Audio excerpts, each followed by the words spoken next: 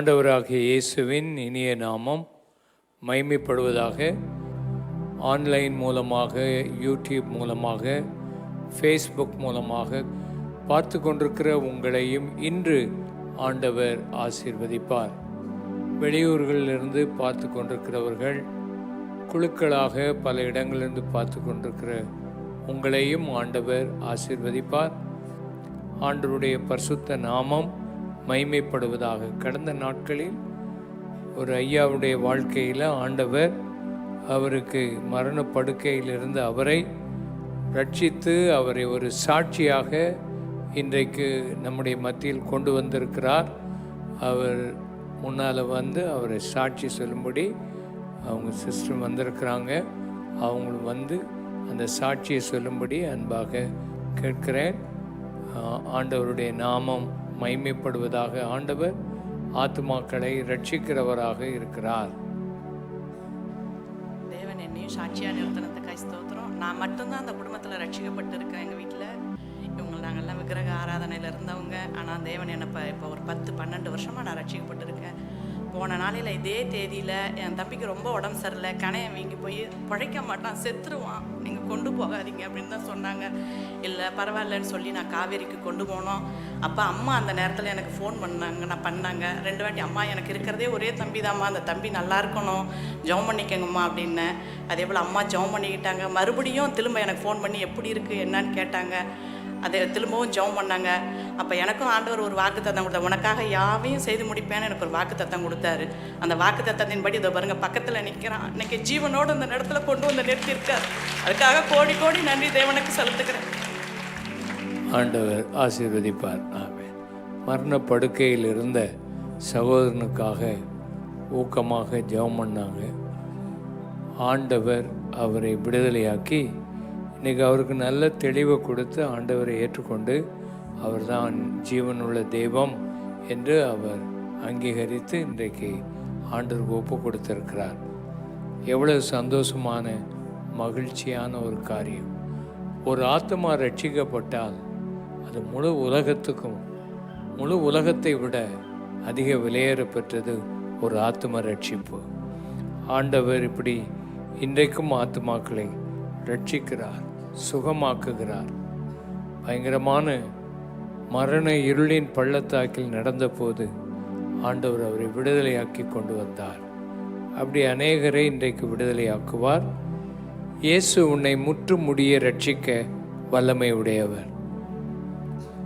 எபிரேயர் 7ஆம் அதிகாரம் 25ஆம் வசனத்தை வாசிக்க கேட்போம். மேலும் தமது மூலமாய்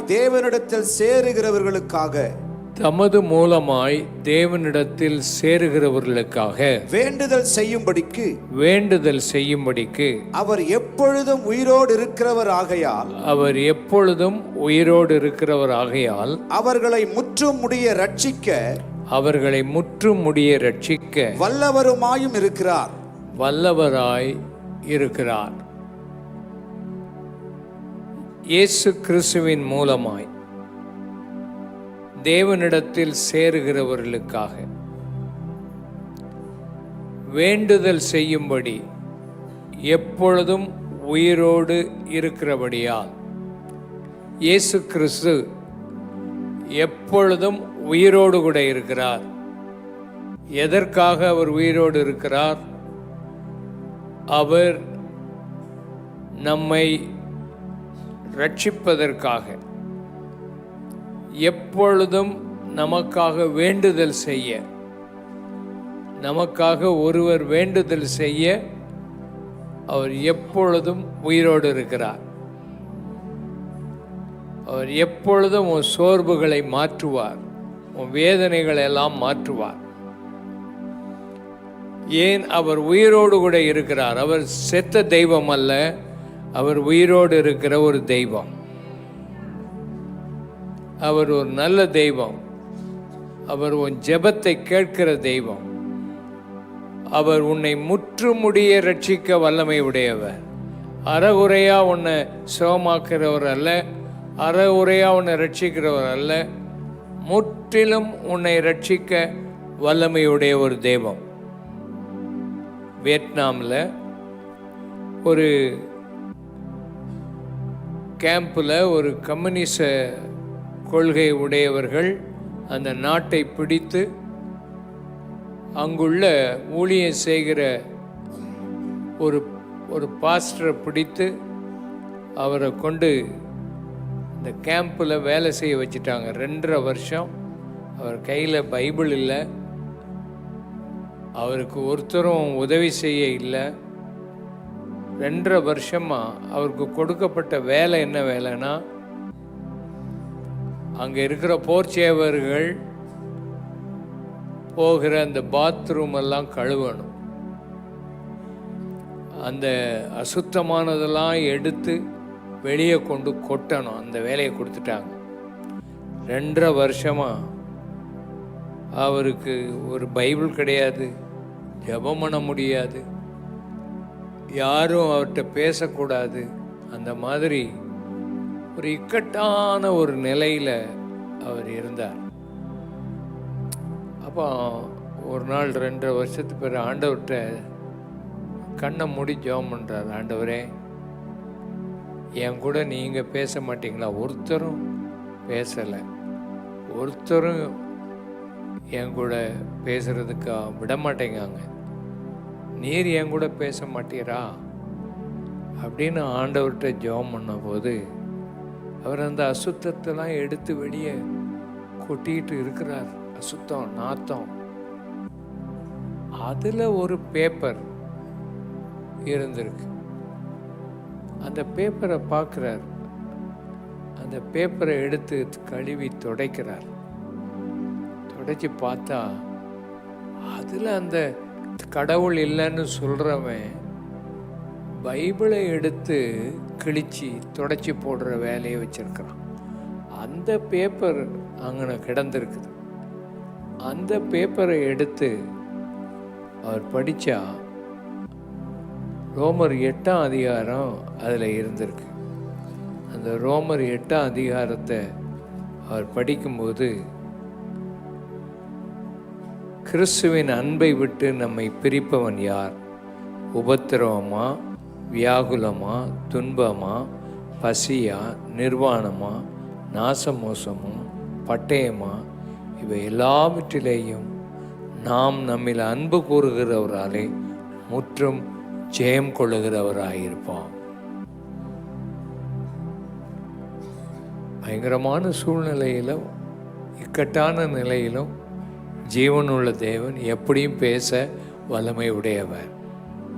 உனக்கு ஆண்டவர் உன் சோர்விலிருந்து உன்னை விடுதலையாக்க, உன்னை முற்றுமுடிய ரட்சிக்க வல்லமை உள்ள ஒரு ஆண்டவர் இன்னைக்கும் உயிரோடு கூட இருக்கிறார். எப்பொழுதும் அவர் உயிரோடு இருந்து உன்னை ரட்சிப்பதற்காக வல்லமை உடையவராய் இருக்கிறார். இந்த ராத்திரி வேளையில் ஆண்டவருடைய வல்லமை இந்த இடத்தில் இருக்கிறது. உன்னை முழுவதும் சுகமாக்க. உனக்கு பாதி தான் சுகமாயிருக்குது, இன்னும் முழுசும் சுகமாகணும். நீ இன்னும் சரியாக நடக்கலை, இன்னும் முழுசும் நடப்பதற்கு, இன்னும் உனக்கு அற்புதமாய் ஆண்டவர் காரியங்களை செய்வதற்கு அவர் வல்லமை உடையவராய் இருக்கிறார். அவரால் முடியாதது ஒன்றுமே இல்லை. அவர் இன்றைக்கும் உனக்கு உயிரோடு கூட இருக்கிறார். உன்னை முற்றுமுடிய ரட்சிக்க வல்லவர். அவருடைய வல்லமை இன்றைக்கும் உன்னை தொடும். வேதத்தில் நாம் படிக்கும்போது மார்க் 8ஆம் அதிகாரம் 23ஆம் வசனத்திலிருந்து 25ஆம் வசனம் வரைக்கும் வாசிப்போம். அவர் குருடனுடைய கையை பிடித்து அவனை கிராமத்துக்கு வெளியே அழைத்து கொண்டு போய் அவன் கண்களில் உமிழ்ந்து அவருடைய கண்களில் உமிழ்ந்து அவன் மேல் கைகளை வைத்து அவன் மேலே கைகளை வைத்து எதையாகிலும் காண்கிறாயா என்று கேட்டார். எதையாகிலும் நீ காண்கிறாயா என்று கேட்டார். அவன் ஏறிட்டு பார்த்து நடக்கிற மனுஷரை மரங்களைப் போல காண்கிறேன் என்றான். மரங்களைப் போல பார்க்கிறேன் என்றான். பின்பு அவர் மறுபடியும் அவன் கண்களின் மேல் கைகளை வைத்து அவனுடைய கண்களில் கைகளை வைத்து அவனை ஏறிட்டு பார்க்கும்படி செய்தார். அப்பொழுது அவன் சொஸ்தமடைந்து யாவரையும் தெளிவாய் கண்டான். முதல் முறை ஆண்டவர் அவனை தொட்டபோது அவனுக்கு பார்வை சரியாக தெரியவில்லை. இரண்டாவது ஆண்டவர் அவனை தொட்டபோது அவன் முற்றிலும் சுகமடைந்து அவன் பார்வை அடைந்தவனாக தெளிவாக எல்லாவற்றையும் அவன் பார்க்கிறான். அவனை ஆண்டவர் தனியே அழைத்து கொண்டு போனார். ஒரு மனிதன் தேவையோடு கூட இருக்கும்போது ஆண்டவர் அவனை அப்படியே விட்டு விடுகிறதில்லை. மொத்தமாக கூட்டத்தில் அவங்கள பார்த்துட்டு போகல, அவனை தனியே அழைத்து கொண்டு போனார். இன்னைக்கும் ராத்திரி ஆண்டவர் உன்னை விசேஷமாக உன் மேலே அன்பு வைத்து உன்னை தனியாக தொட்டு சுகமளிக்க அவர் விரும்புகிறார். அவர் உன்னை அழைத்து கொண்டு போய் தன் கைகளை உன் மேலே வைக்கிறார். வைத்த போது அவனுக்கு கொஞ்சம் பார்வை கிடைத்தது. அந்த பார்வையில் தெளிவாக இல்லை. மக்களை பார்த்தால் மரங்களைப் போல தெரிகிறது. ஆனால் ஆண்டவர் அப்படியே அவனை விட்டுட்டு போகலை. முற்றிலும் சுகம் கொடுக்கணும், அவன் முழுமையாக சுகம் அடையணும், முழுமையாக ஒரு மாற்றம் அடையணும் அப்படின்னு சொல்லி அவனை மறுபடியும் இரண்டாவது தொட்டார். கைகளை உயர்த்தி, இன்றைக்கு ஆண்டவர் உன்னை இரண்டாவது முறையாக தொடுகிறார். ஒரு முறை நீ இந்த கூட்டத்துக்கு வந்திருந்தாய், உன்னை ஒரு முறை தொட்டிருக்கிறார். இப்பொழுது இந்த முறை ஆண்டவர் இரண்டாவது உன்னை தொடுகிறதின் வல்லமை இன்றைக்கு நீ உணர முடியும். இந்த ஆண்டவர் உன்னை மாற்றி அமைக்க அவர் வல்லமை உடையவராக அவர் இருக்கிறார். அவருடைய கை உன்மேலே படுகிறது. உன்னை அவர் தனியே அழைத்து உன்னை பேர் சொல்லி அழைக்கிறார். உன்னை நான் மீட்டு கொண்டேன், நீ என்னுடையவன் என்று சொல்லி உன்னை அவர் அழைக்கிறார். ஹல்லேலூயா. உன்னை அவர் தனியே தொட்டு உன்னை சுகமளித்து உன்னை முற்றுமுடிய ரட்சிக்க வல்லமை உடையவர் என்பதை மறந்து விடாதே. லூக்கா 17ஆம் அதிகாரம் 15ஆம் வசனமும் 19ஆம் வசனத்தையும் படிப்போம். அவர்களில் ஒருவன் தான் ஆரோக்கியமானதை கண்டு திரும்பி வந்து உரத்த சத்தத்தோடு தேவனை மகிமைப்படுத்தி அவனை நோக்கி நீ எழுந்து போ உன் விசுவாசம் உன்னை ரட்சித்தது என்றார். 10 குஷ்டரோகிகள் ஒரு ஊர்ல இருந்தாங்க. குஷ்டரோகிகள் அந்த நாட்கள்ல வாழும்போது ஊருக்குள்ள வாழ முடியாது. அவங்கள வெளியில் ஒதுக்குப்புறத்தில் தனியாக வாழ்வதற்கு வைத்து விடுவார்கள்.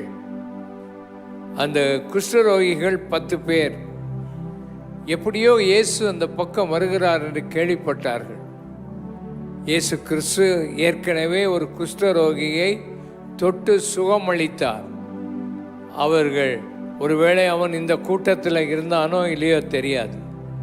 அவன் தொட்டு சுகமாகி அவன் ஊருக்குள்ளே போய் சுகமாய் வாழ்ந்திருக்கிறான். இந்த 10 குஷ்டரோகிகள் இயேசு வருகிறதை கண்டு, இயேசு ஐயரே எங்களுக்கு இறங்கும் என்று சொன்னார்கள். அப்பொழுது இயேசு அவர்களை பார்த்து சொன்னார், நீங்கள் போங்கள், நீங்கள் போகிற வழியிலே சொஸ்தமாவீர்கள் என்று சொன்னார். சில நேரத்தில் கூட்டத்தில் இருக்கும்போது சுகம் கிடைக்காது, போகிற வழியில் சுகம் கிடைக்கும்.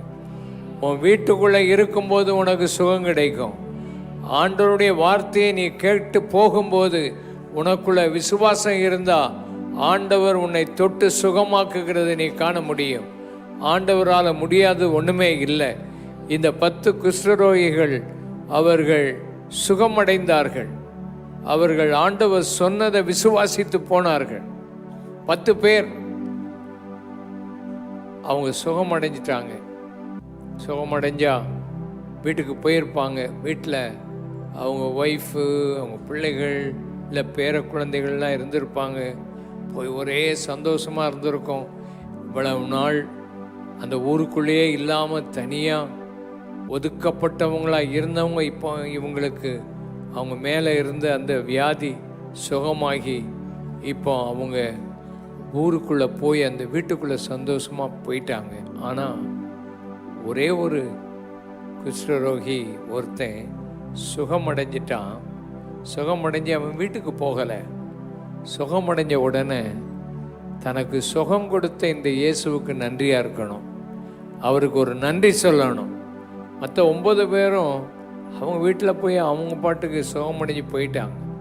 ஆனால் இந்த ஒரே ஒரு மனுஷன் மாத்திரம், அவன் ஒரு புரஜாதியான், ஒரு சமாரியன். அவன் கிறிஸ்தவன் அல்ல, அவன் ஒரு மற்ற மதத்தை சேர்ந்தவன் தான்.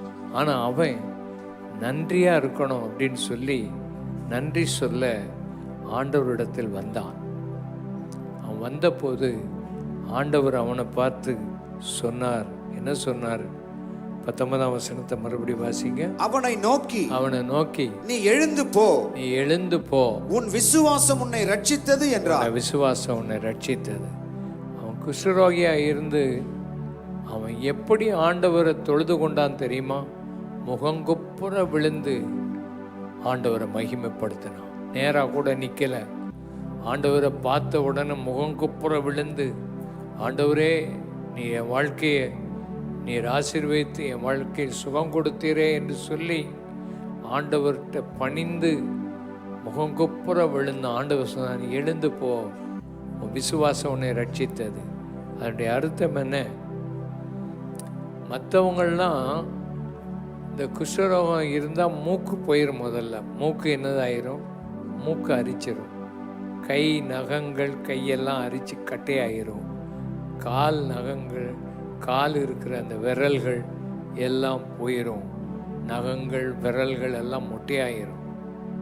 இந்த மற்றவங்களுக்கு குஷ்டரோகம் நீங்கி சுகம் அடைஞ்சிருப்பாங்க. ஆனால் இவனுக்கு ஆண்டவர் சமூகத்தில் வந்ததுனால ஆண்டவர் அவனை பார்த்து நீ எழுந்து போ, உன்னை முற்றிலும் நான் ரட்சித்திருக்கிறேன்னு அர்த்தம்.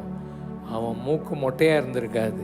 அவன் மூக்கெல்லாம் வளர்ந்து, அவன் கால்கள் எல்லாம் வளர்ந்து, விரல்கள்லாம் வளர்ந்து அவன் பூரணமாக முழுவதும் சுகமாக்கப்பட்டிருப்பான். கைகளை வேத்தி கர்த்தரை துதிப்போம். உண்மையாக ஆண்டவருக்கு ஒப்பு கொடுத்து உண்மையாக ஆண்டவருக்கு நன்றி சொல்லும்போது, இப்போ இன்னைக்கு இந்த சகோதரன் வந்திருக்கிறான், சகோதரி வந்திருக்கிறாங்க. அவங்க எதுக்கு வந்திருக்காங்க? இந்த ஆண்டவருக்கு சாட்சி சொல்லி என் வாழ்க்கையை மாற்றி என்னை ரட்சித்து எனக்கு சுகம் கொடுத்து என்னை கெட்ட பழக்கங்கள் இருந்து ஆண்டவர் விடுதலையாக்கி என்னை தெளிவாக்கிட்டாரே, ஆண்டவருக்கு நன்றி என்று நீங்கள் ஆண்டவருக்கு சொல்லி நன்றி சொல்ல வரும்போது பூரணமான சுகத்தை நீங்கள் பெற்றுக்கொள்வீர்கள். அல்லேலூயா. பூரணமான விடுதலை உங்களுக்கு வரும். உங்களுக்கு ஆண்டவர் பல காரியங்களை அவர் செய்வார். ஆண்டவர் ஆச்சரியப்படுகிறார். மற்ற 9 பேர் எங்கே? இன்னைக்கும் நிறைய பேர் இந்த வீடுகள்லேருந்து கேட்டுக்கொண்டிருக்கிற உங்களுக்கு சுகம் வரும், பிசாசு உங்களை விட்டு போகும். ஜெபம் பண்ணும்போது எண்ணெய் பூசி ஜெபம் பண்ணும்போது அற்புதம் நடக்கும். ஆனால் ஒரு சிலர் தான் ஆண்டவரை பின்பற்றுவாங்க, ஒரு சிலர் தான் ஆண்டவரை ஏற்றுக்கொள்வாங்க. மற்றவங்கெல்லாம் சுகத்தை பெற்றுட்டு போயிடுவாங்க. நீ அப்படி போயிடாத. ஒழுங்காக ஆண்டவரை தொழுது கொண்டு வரும்போது உனக்கு பூரணமான சுகத்தை ஆண்டவர் கொடுக்க விரும்புகிறார்.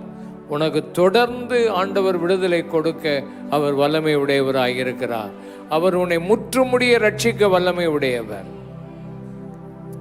சில ஆட்கள் சில பாவங்களை செய்வாங்க, சொல்லுவாங்க நான் சிகரெட்டும் குடிப்பான், இன்னும் பல தப்பான காரியங்களை செய்வான். இன்னைக்கு கூட ஒரு ஆள்கிட்ட பேசிக்கிட்டு இருந்தேன், என்னப்பா இதெல்லாம் விடக்கூடாதா என்று சொன்னால், நான் கொஞ்சம் கொஞ்சமாக விட்டுக்கிட்டு இருக்கிறேன் அப்படின்னு சொல்கிறேன். அப்படி இல்லை, பூரணமாக உனக்கு விடுதலை கிடைக்கணும். என்ன கிடைக்கணும்? பூரணமான விடுதலை உனக்கு வேணும். கொஞ்சம் கொஞ்சமாக இல்லை. சிகரெட்டை நான் கொஞ்சம் கொஞ்சமாக விடுறேன். ஒரு பாக்கெட்டு குடிச்சிக்கிட்டு இருந்தேன், 2 பாக்கெட் குடிச்சிக்கிட்டு இருந்தேன். இப்போ நான் 2 சிகரெட்டு தான் குடிக்கிறேன். எல்லாம் ஒன்று தான். நீ ஒரு பாக்கெட் குடித்தாலும் சரி, நீ 2 சிகரெட் குடித்தாலும் சரி, அது உன் வாழ்க்கையில் அது குடி இது எல்லாமே நம்ம உடலை கெடுக்கும் இல்லையா? குடிக்கிறவன் சொல்லுவான், நான் இது ரொம்ப குடித்தேன், இப்போ கொஞ்சம்தான் குடிக்கிறேன் அப்படின்னு. குடிக்கிற இடத்துலையே எழுதி போட்டிருக்கான், குடி என்னத்தை கெடுக்கும்? குடியை கெடுக்கும். குடிப்பழக்கம் எதை கெடுக்கும்? உடல் நலத்தை கெடுத்துடும். முற்றிலும் அதை விட்டுறணும். அது பக்கத்துலேயே போகக்கூடாது. அது பக்கத்துலேயே என்ன செய்யக்கூடாது, போகக்கூடாது. அதுக்கு இடம் கொடுத்துடக்கூடாது. அதான் ரொம்ப முக்கியம். குடித்தவங்க என்ன செய்வாங்கன்னா, பழைய ஃப்ரெண்ட்ஸு வருவான், வாடா இன்றைக்கி நீ இன்னும் கொஞ்சம் ஒரு நேரம் மாத்திரம் போட்டு போ அப்படின்னு சொல்லி இழுப்பாங்க. அந்த பக்கத்துலேயே எட்டி பார்க்கக்கூடாது. அது நமக்கு பக்கத்துலேயே வரக்கூடாது. அதனால் உங்கள் லைஃப்பில் இந்த மாதிரி பாவங்கள் சோதனைக்கு உட்பட பிரவேசிக்க பண்ணாமல் என்னை தீமை நின்று என்ன செய்து கொள்ளும், ரட்சித்து கொள்ளும். சோதனை பக்கத்தில் போயிட்டு இருக்கக்கூடாது. சோதனையை விட்டு ஓடத்தான் செய்யணுமே தவிர பக்கத்தில் என்ன செய்யக்கூடாது, போகக்கூடாது. அது உன்னை விட்டு முற்றிலும் போயிடணும். அதனால் இந்த ஆண்டவரை முற்றுமுடிய உன்னை ரட்சிக்க வல்லமை உடையவர்.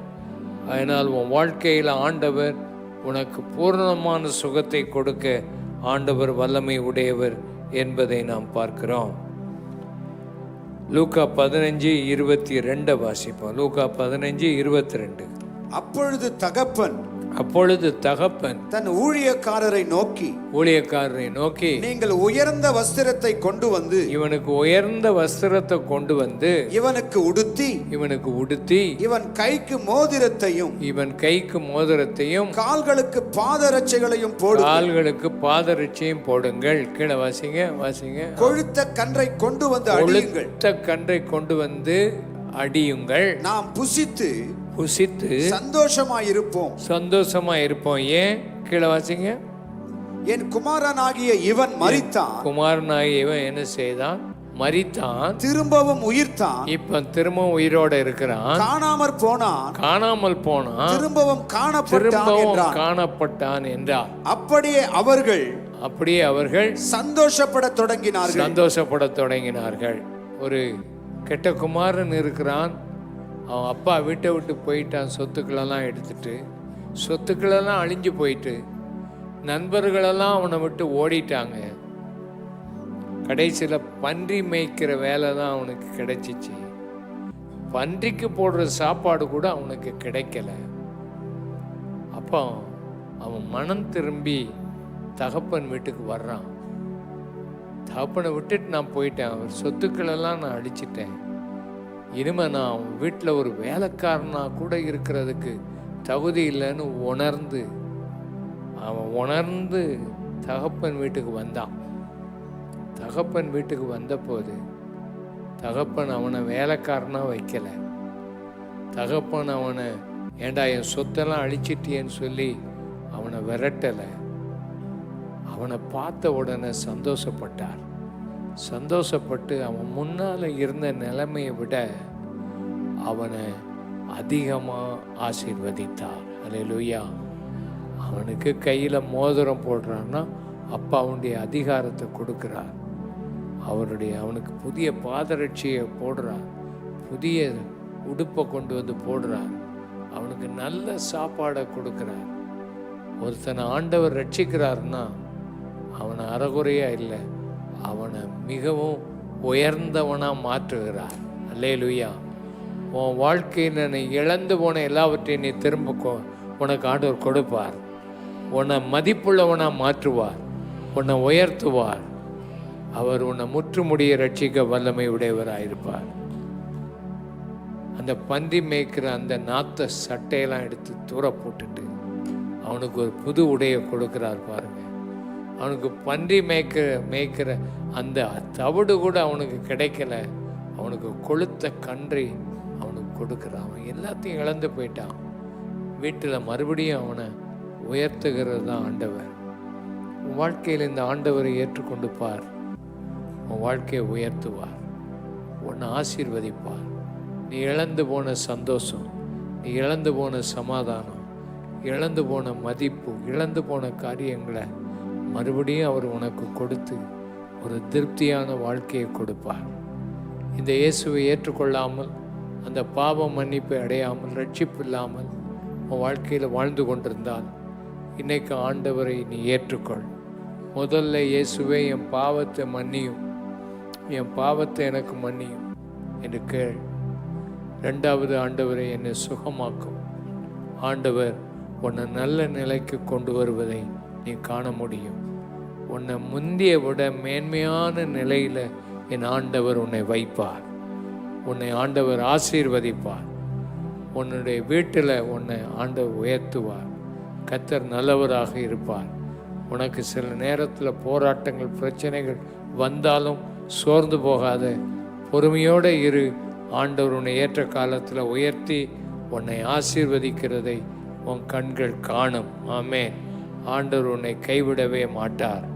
ஆமேன். லூக்கா எழுதின சுவிசேஷம் 8ஆம் அதிகாரம் 48ஆம் வசனத்தை வாசிப்போம்.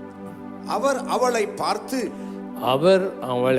பார்த்து மகளே, மகளே, திடன்கொள், உன் விசுவாசம் உன்னை ரட்சித்தது, உன் விசுவாசம் உன்னை ரட்சித்தது, சமாதானத்தோட போ என்றார். சமாதானத்தோட கூட போ என்றார். உன் விசுவாசம் உன்னை ரட்சித்தது. ஒரு 12 வருஷமா வியாதி உள்ள அந்த பெண்ணை ஆண்டவர் சுகமாக்கினார். அவளுக்கு இரத்த போக்கு 12 வருஷம். எல்லா டாக்டர்களும் கைவிட்டாங்க, பணம் கைவிட்டுட்டு, வீட்டார் குடும்பம் கைவிட்டுட்டு, எல்லாம் கைவிட்டுட்ட நிலையில் அவள் இருக்கிறான். ஆனால் அவளுக்குள்ள ஒரு விசுவாசம், இயேசு அவருடைய வஸ்திரத்தை தொட்டா எனக்கு சுகமாயிருன்னு ஒளிந்து பயந்து இயேசுவின் வஸ்திரத்தை தொட்டால் இயேசுவினுடைய சரீரத்திலிருந்து ஒரு வல்லமை புறப்பட்டு அவளை சுகமாக்கிட்டு, சுகமான உடனே அப்படியே மெதுவாக அந்த இடத்த விட்டு போறா. ஆனால் இயேசு சொல்றாரு, என்னை யாரோ தொட்டாங்க, என் சரீரத்திலிருந்து ஒரு வல்லமை புறப்பட்டது. யார் அது? யாருன்னு கேட்குறார். நிறைய கூட்டத்தில் நிறைய மக்கள் அங்கே இருக்கிறாங்க. எல்லாரும் இயேசுவை தொட்டுக்கிட்டு தான் இருக்கிறாங்க. ஆனால் இவளோ விசுவாசத்தோடு தொட்ட போது இயேசுவின் இருந்த ஒரு வல்லமை. இன்றைக்கும் உன் வாழ்க்கையில் விசுவாசத்தோடு இயேசுவை தொடும்போது உனக்கு அவரிடத்திலிருந்து ஒரு வல்லமை புறப்படும். உன்னை சுகமாக்கும். உன்னை சுகமாக்கிட்டா நீ ஒளிஞ்சு அப்படியே ஓடிடாத. இந்த இயேசு வண்டை அவள் திரும்ப வந்த போது கேட்குறாரு, எங்கே என்னை தொட்டது யாருன்னு. அவள் வந்து எல்லாத்தையும் சொல்கிறா, நான் தான் தொட்டேன், எனக்கு இப்படி இருந்துச்சின்னு சொல்லி. இயேசு அவளை பார்த்து சொல்கிறார், அவள் திரும்ப இயேசு வண்டை வந்து சொன்னதுனால உன் விசுவாசம் உன்னை ரட்சித்தது. நீ சமாதானத்தோடு போ, உன் வேதனை நீங்கி சுகமாயிரு. பாருங்க, ஆண்டவர் எக்ஸ்ட்ராவாக இந்த வார்த்தையை சொல்கிறார். உனக்கு சுகம் மாத்திரம் போதாது, உன் வேதனையெல்லாம் நீங்கணும், நீ சமாதானமாக வாழணும். நிறைய பேர் சுகம் பெறுவாங்க, சமாதானம் அடைய மாட்டாங்க. நிறைய பேர் சுகம் பெறுவாங்க, ஆனால் வேதனையோடு தான் இருப்பாங்க. உன் வாழ்க்கையில் ஆண்டவர் வேதனையையும் மாற்றுவார், உனக்கு சமாதானத்தையும் எக்ஸ்ட்ராவாக கொடுப்பார். அவர் முற்றுமுடிய உன்னை ரட்சிக்க வல்லமை உடையவர், முற்றுமுடிய உன்னை மாற்ற வல்லமை உடையவர். நமக்கு ஒரு சமாதானம் தேவை. இன்றைக்கு ஆண்டவர் நம்மை ஆசீர்வதிப்பாராக. உன்னுடைய வாழ்க்கையில் இந்த ஆண்டவர் உன்னை முழுவதும் சுகமாக்க விரும்புகிறார். உன் பாவத்தை முழுசும் மன்னிக்க விரும்புகிறார். அரைகுறையாக அல்ல, முற்றிலும் உன் பாவம் எல்லாம் மாறிடும். உன் பாவத்தை மேலே உனக்கு வெறுப்பு வந்துடும், ஆசை போயிடும்.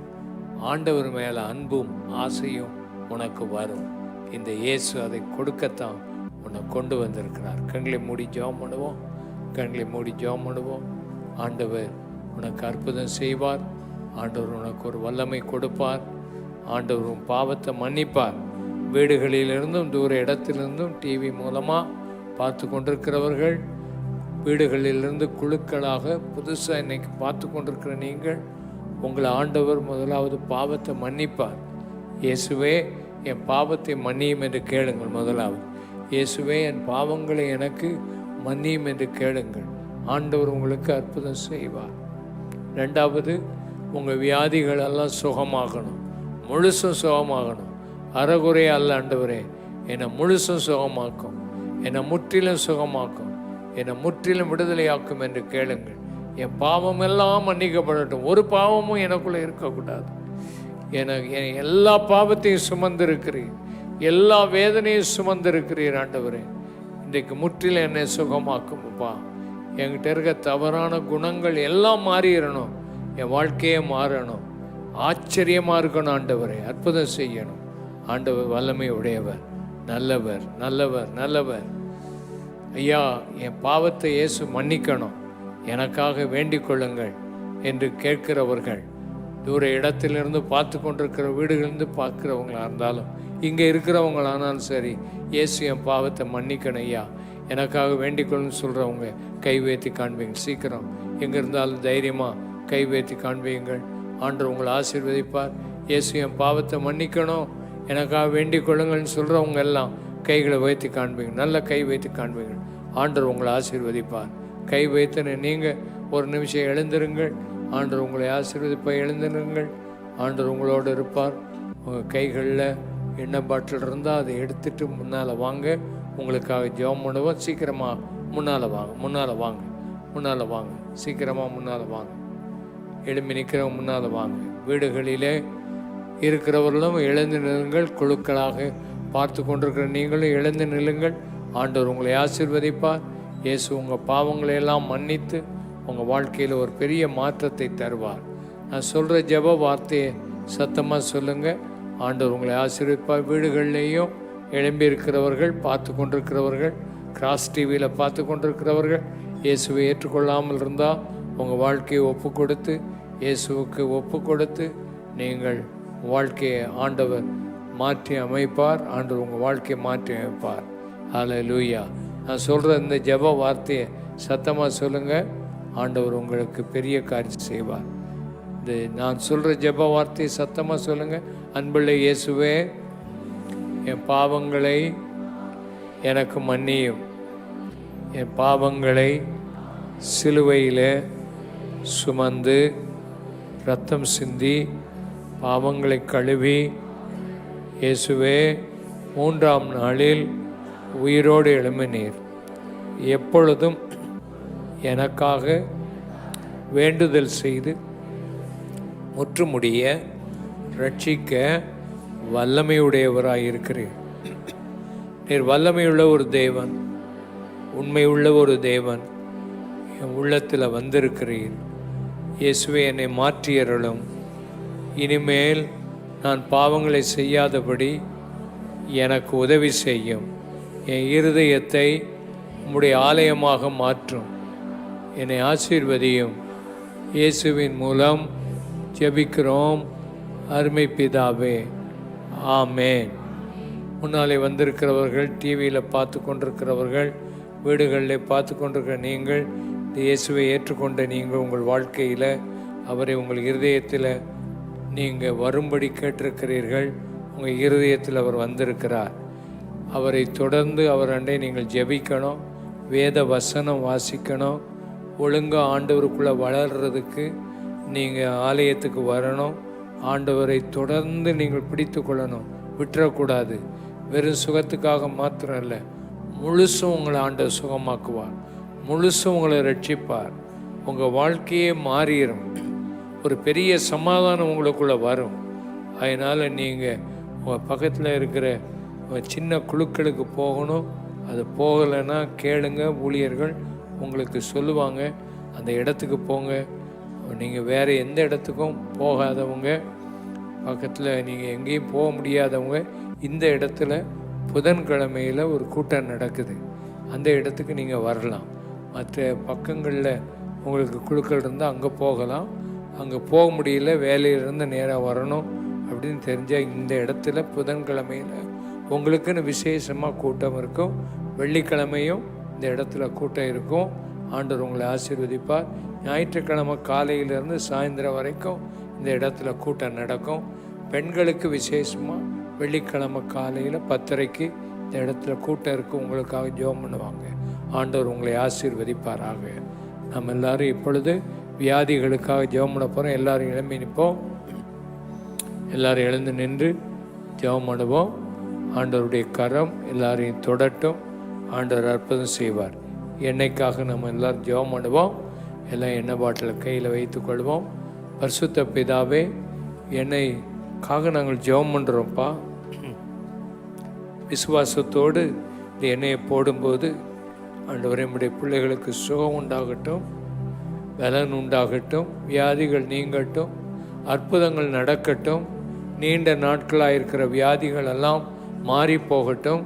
ஒரு தேவ சமாதானமும் சுகமும் பூரணமாய் அவங்களுக்கு உண்டாகட்டும். ஆண்டவரே, அவங்க எல்லாம் கைகள் கால்கள் கரடுகள் எல்லாம் நல்ல பலன் கொள்ளட்டும் ஆண்டவரே. அடிக்கடி வந்து ஜெபிக்கிற பிள்ளைகளுக்கு பூர்ணமான சுகம் உண்டாகட்டும் ஆண்டவரே. பொல்லாத போராட்ட ஆவிகளெல்லாம் மாறட்டும், கால்கள் கைகள் எல்லாம் பலன் கொள்ளட்டும், ஆண்டவருடைய அற்புதம் நடக்கட்டும். மூட்டுகள் முழங்கால்கள் எல்லா இடங்களிலும் கர்த்தருடைய வல்லமை பாயட்டும். இயேசுவே இதை ஆசீர்வதித்து அவங்க விசுவாசத்தோடு போடும்போது நல்ல சுகம் உண்டாகட்டும், விடுதலை உண்டாகட்டும் ஆண்டவரே. அற்புதம் செய்கிறதுக்காக ஸ்தோத்திரம். இப்போ எந்த இடத்துல வியாதி இருக்கோ அந்த இடத்துல எண்ணெய் பூசி ஜெபம் பண்ணுங்க. ஆண்டவர் அற்புதங்களை செய்யட்டும், அடையாளங்களை செய்யட்டும். விசுவாசத்தோடு செய்யுங்க. சுகமான பிறகு சாட்சி சொல்ல வாங்க. ஆண்டவர் உங்களுக்கு அற்புதங்களை செய்வார். வீடுகளில் உள்ளவர்களும் எண்ணெய் பூசி ஜெபம் பண்ணுங்க. கர்த்தர் பெரிய காரியங்களை செய்வார். நம்ம எல்லாரும் சேர்ந்து ஜெபம் பண்ணுவோம். பரிசுத்த பிதாவே, இந்த இடத்துல உம்முடைய பிள்ளைகள் எண்ணெய் பூசி விசுவாசத்தோடு ஜெபம் பண்ணுறதை பார்க்குறோம். நீர் நல்லவர், நீர் கைவிடாதவர், நீர் அவர்களை தொடுகிறவர், அவர்கள் மேல் இரக்கமுடைய தேவன். இறங்கும் ஆண்டவரே, அவர்கள் மேலே இரக்கம் வையும். நீண்ட நாட்களாக வியாதியோடு இருக்கிறவங்க, வருஷக்கணக்காக வியாதியோடு இருக்கிறவங்க, டாக்டரிடத்தில் போய் சுகம் கிடைக்காமல் இருக்கிறவர்கள், மருந்து சாப்பிட்டு சுகம் இல்லாமல் இருக்கிறவர்கள், கர்த்தாவே நீர் உம்முடைய அற்புத கரத்தை நீட்டி ஏழை எளிய மக்களுக்கு நீர் உதவி செய்யணுமே ஆண்டவரே. இந்த எண்ணெய் பூசி ஜெபிக்கும் போது அந்த வேதனைகள் மறையட்டும். விசுவாசத்தோடு உம்மை நோக்கி பார்க்கும்போது அவர்களுக்குள்ளே ஒரு பெரிய சமாதானம் உண்டாகட்டும். கர்த்தாவே வேதனைகள் நீங்கட்டும் ஆண்டவரே. அற்புதம் செய்யும் ஆண்டவர். குழந்தை பாக்கியங்களை கட்டளையிடும் ஆண்டவரே. ஹல்லேலூயா. கிட்னி நோய்களை சுகமாக்கும் ஆண்டவரே. கல்லுகள் வெளியேறட்டும், கட்டிகள் மறையட்டும், கேன்சர் நோய்கள் எல்லாம் மறையட்டும். பரவி இருக்கிற கேன்சர் நோய்கள் எத்தனாவது ஸ்டேஜாக இருந்தாலும் உம்மால் சுகம் கொடுக்க முடியும் என்பதை நாங்கள் முழு மனதோடு விசுவாசிக்கிறோம். அந்தகாரத்தின் கிரியைகள், எதிர்வல்லமைகள், பிசாசின் ஆவிகள் புறப்பட்டு போகும்படி கட்டளை கொடுக்கிறோம். வீடுகளில் இருக்க செய்வினை ஆவிகள், பில்லி சூனி ஆவிகள், மந்திர தந்திர ஆவிகள் எல்லாம் வெளியேறும்படி ஜெபிக்கிறோம். சரீரத்தில் எந்த பலவீனம் இருந்தாலும் அது மாறி போகும்படி நாங்கள் ஜெபிக்கிறோம். எல்லா கட்டுகளும் உடைந்து போகட்டும். கர்த்தருடைய வல்லமையின் கரம் இறங்கட்டும். எந்த இடத்துல பலவீனம் இருக்குதோ அந்த இடத்துல உம்முடைய வல்லமை பாயட்டும். உம்முடைய வல்லமை வரட்டும் ஆண்டவரே. உம்முடைய சுகமாக்கும் வல்லமை இறங்கட்டும். இந்த இடத்துல இறங்கி இருக்கிறதுக்காக ஸ்தோத்திரம். எல்லா பொல்லாத ஆவிகளும் வெளியேறட்டும். வயிற்று வலிகள் சுகமாகட்டும். இயேசுவின் நாமத்தினாலே, அற்புதங்களினாலும் அடையாளங்களினாலும் உம்முடைய வசனத்தை உறுதிப்படுத்தி பூரணமாய் சுகம் கொடுத்தீர். அதற்காக ஸ்தோத்திரம். முற்றுமுடிய ரட்சிக்கிறீர் ஆண்டவரே. உம்முடைய வசனத்துக்கு சாட்சியாக அற்புதங்களும் அடையாளங்களும் நடக்கட்டும். உடைய பிள்ளைகளுடைய இடுப்பு வலிகளை சுகமாக்கும் ஆண்டவரே. எல்லா மூட்டு வலிகளும் சுகமாகட்டும். எலும்பு வியாதிகள் சுகமாட்டும். காயங்கள் எல்லாம் ஆறி போகட்டும். தோல் சம்பந்தமான நோய்கள் ஆண்டவரே சுகமாகட்டும். இயேசுவே, கழுத்து நரம்புகளை தொட்டு சுகமாக்கும்படி ஜெபிக்கிறோம். மயக்கங்கள் மாறி போகட்டும் ஆண்டவரே. வேதனைகள் தள்ளாடுகிற கால்களை பலப்படுத்தும்படி ஜெபிக்கிறோம். எல்லா டயபெட்டிக் சம்பந்தமான நோய்களை நீர் சுகமாக்கும்படி ஜெபிக்கிறோம். இரத்த சம்பந்தமான நோய்களை சுகமாக்கும் ஆண்டவரே. மனம் குழம்பி போய் வந்திருக்கிற மக்கள், மன அழுத்தத்தில் இருக்கிற மக்களை விடுதலையாக்கும்.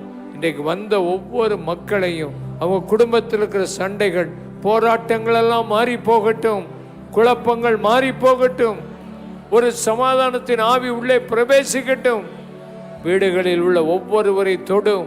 கர்த்தாவே, உம்முடைய பிள்ளைகளை ஆசீர்வதியும், ஆசீர்வதியும். விடுதலையாக்குகிற தேவன் எங்கள் மத்தியில் இருக்கிறதுக்காக ஸ்தோத்திரம். உம்முடைய வல்லமை எங்கள் மத்தியில் இருக்கிறது.